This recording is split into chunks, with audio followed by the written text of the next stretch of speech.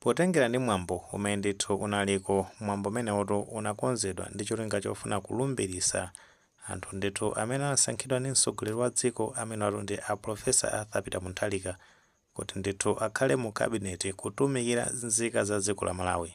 Ndiye pa mwambo umenewo mtsogoleri wa dziko amene ndi a Profesa Arthur Peter Mutharika anayankhulapo ndithu mfundo zingapo, pamene ndithu amayankhula nkhani yokhuzana ndi amene wasankhidwa ngati Minister of State amene ndi a Honorable Alfred Gangata. Tate timve ndithu zimene ayankhula mtsogoleri amene kumapito wake tipite ndi nkhani yathu. In addition to women, I also want to bring the youth into the economy. With that in mind, I've appointed my office a Minister of State, Honorable Alfred Gangata. An enterprising, a very brave young man to lead that Department of the Youth. Among other things, I'll be assigning him. That minister will be in my office. The Minister of State is in my office. Now, in addition to other duties I'll be assigning him, I want him also to engage in youth empowerment. Tamva pamenepo mmene ayankhulira komanso taona ndithu mmene akufotokozera nkhani ndithu ya amene asankhidwa makamaka amene a Alfred Gangata ngati Minister of State. Akunenatu pamenepo kuti azikhala ndithu mu ofisi ya mtsogoleri amene a Arthur Peter Mutharika.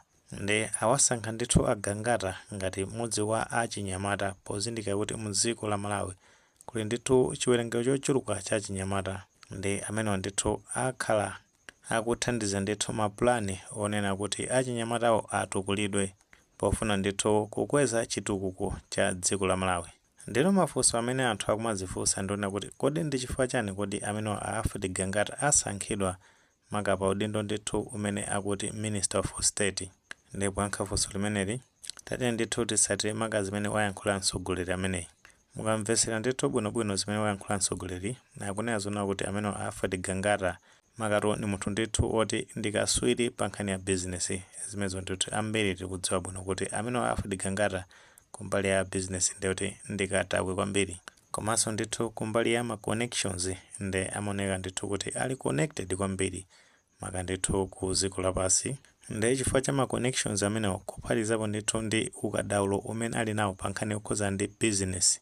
Zimenezi ndithu ndi zina za zifukwa zimene mtsogoleri wa dziko a Profesa Arthur Peter Mutharika awasankha ndithu amene a Alfred Gangata chifukwa kuzindikira kuti dziko ndithu kuti liyende bwino limafunanso kumakhala ndi ma connections kandi ma business amene kuti ayende bwinobwino akwena ndithu kuti pazikhala ma connections ena ake.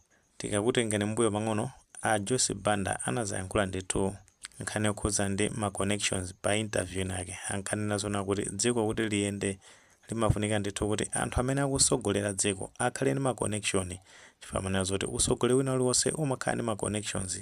Ndi ma connections amene anayenda ndithu magawo ambiri, ndikuti kumbali ngati ya mafuta galimoto ka kumbali ya ndalama zakunja zonsezo kama business ena oti kakagulisa katundu kunja kakubweresa ma investors mu dziko, zonsezo zikwena ndithu kuti anthu akhale ndi ma connections makamaka ndithu anthu amene akusogolera dziko akhale ndi ma connections. Kupanda ma connections ndikuti zimakhala zovuta kwambiri, monga zimene ndithu tinachitira umboni usogoleri umene wachoka wa chipani cha Malawi Congress Party.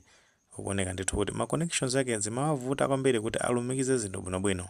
Ndi mtsogoleri amene APM pozindikira maka ndithu kuti luntha limene limwa amene wa Alfred Gangata ndi chifukwa ndithu awatenga kuwayika ndithu ku ofesi yawo.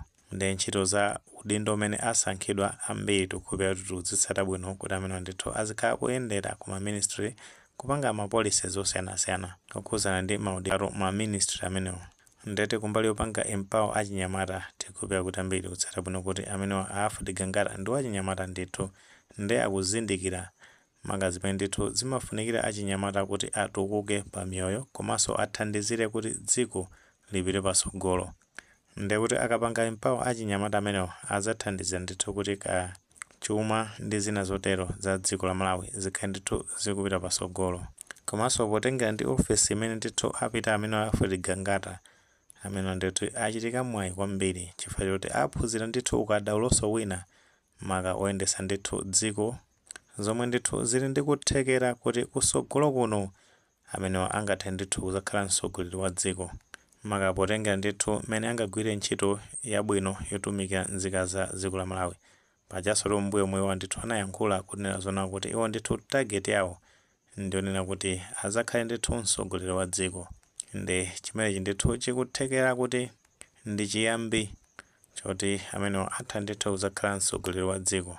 Kutheka tomwe ndi ndemanga pa nkhani imene pamene tikunena zona kuti anthu ndithu amene asankhidwa ndi mtsogoleri wa dziko kuti akhale mu cabinet yawo anthu amene alumbiritsidwa ndithu lero. Komanso mtsogoleri wa dziko amene a Professor Arthur Peter Mutharika asindika ndithu ntchito za amene asankhidwa ngati Minister of State amene watundi Alfred Gangata. Ngati maganizo amene alipo mutha kutifotokozera comment section, koma tikamapereka tikumbukenso ndithu kulemekeza maganizo anzathu. Sawali upanga like video imene komanso panga subscribe channel chimene cha Fox Malawi News 18 ndicho ngati nkhani zambiri zikamachitika ndiyo tizitha kupezani mosavuta.